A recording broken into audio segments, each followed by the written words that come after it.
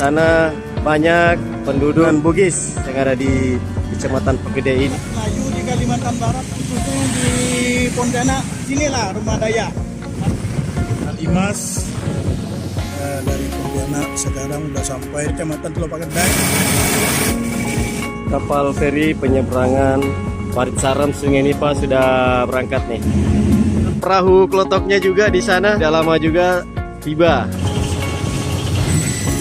Nah, kita lanjutkan perjalanan menuju ke Pagadai. Ada kapal nih.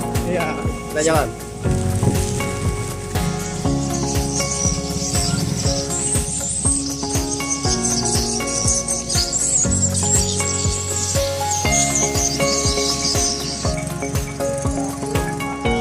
Masih bisa bahasa Bugis nggak? Kalau makan? Iya.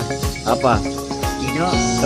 Benar, tidur. Di sengi cerita nak di sebelum Indonesia merdeka atau purani merdeka Indonesia dan kami ni. Kami mandi. Dia pernah merdeka Indonesia kami ni. Tak tahu gak di.